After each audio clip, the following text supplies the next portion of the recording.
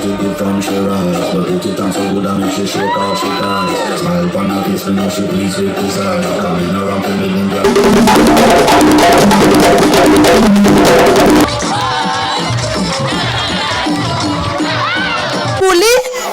Saki nione mwanaume nione ni mnyama. Nataka nione mwanaume nione anaweza nipe.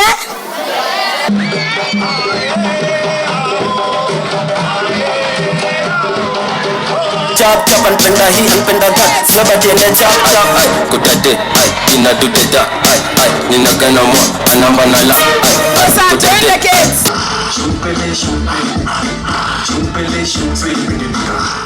My name is Rachel Mwekali. I work with Coalition for Grassroots Human Rights Defenders and Pussy Power Movement. Today being the first day of 16 days of activism, my message to the government, like I have been mentioning after our President, His Excellency William Samoei Ruto started speaking about femicide, which he didn't say femicide, but it's femicide, is that we are very disappointed. The fact that he had to wait until we are approaching 16 days of activism to start speaking about femicide is a big letdown for us women of this country. We saw statistics that were being highlighted by the Deputy Inspector General that 97 women were killed in 90 days. This is too much, too much. And then we have not seen the accountability of even some of these cases from the Kware side. When they told us the perpetrator escaped in the cell, it's a failure of government to protect us women. So my question is, we are the biggest majority of voters in this country, and we are not seeing a mechanism being made by our government. We are not seeing speed up of cases by the judiciary in terms of ensuring the perpetrator's judgment is longer. We are not seeing more investment even in the public safe house. We are not seeing even more investment even from the advisors of the president, and then also the CS around also preventing femicide. So as we are heading this time, is for me to encourage many women.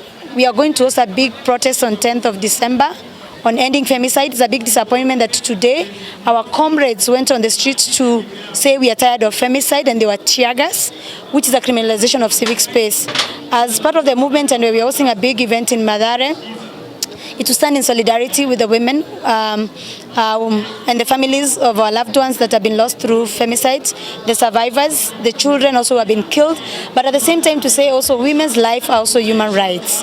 And human rights are very intersectional, and any form of violence should not be condoned. Kenya was just elected recently at the United Nations UN Security Council. We are seeing increase of abduction in this country. We are seeing increase of criminalization of civic space.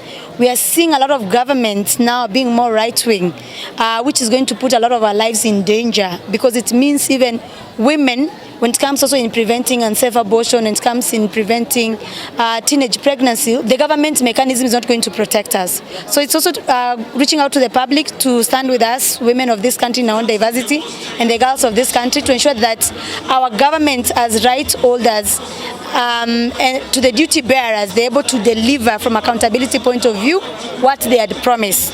When this government came to power, they said they are going to stand with the Mama Mboga, the hustlers. And what we are seeing, even with the increase of femicide, is that they are not standing with any of us, which we are seeing is a failure of them. So they need to improve and then also adapt what we had given a recommendation in January when we did the End Femicide March, that we need this recommendation to be adapted, not to be told you're going to be given 100 million. 100 million even is not a budget enough for our constituency. I don't feel personally as a citizen and proud patriotic Kenya that there's goodwill from our government. It's disappointing, it's hurting, but I'm not seeing any goodwill from our government when it comes to women's rights and human rights. I don't see it. My name is Hussein Khalid. I'm the CEO of Vocal Africa. 90% of the perpetrators of gender-based violence are men. And it is important for us as men to speak up firmly in support of women and to tell our fellow men who engage in gender-based violence that enough is enough, that we must learn to live and respect the women. Women are the ones who are the foundations, not just of our families, but also of our societies and our country at large.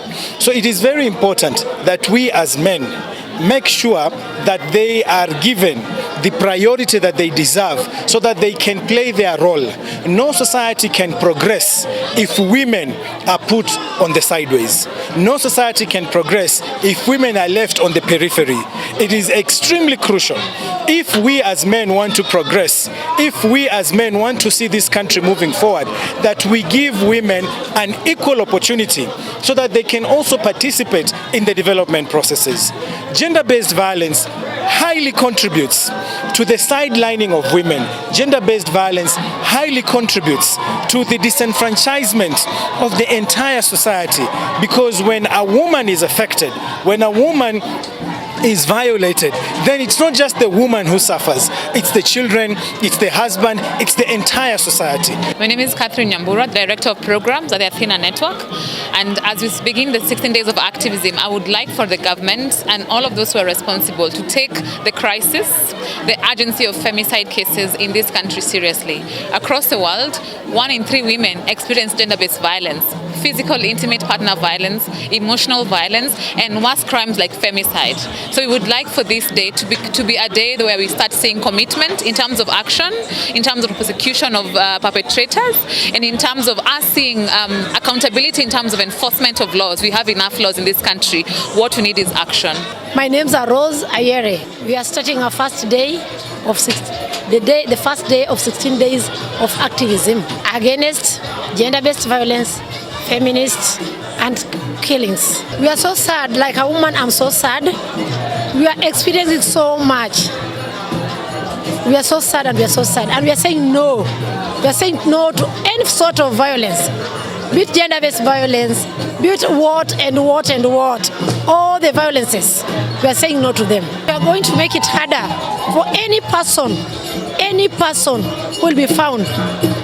He will find you being one of the people or doing the gender-based violence, yeah, will face the hand of the law. We are going to deal with you. So whenever you have a dispute with your friend, your colleague, stop killings. Dialogue is the best. We want husbands that love us. We want boyfriends that love us. We don't want husbands or girlfriends or boyfriends who kill.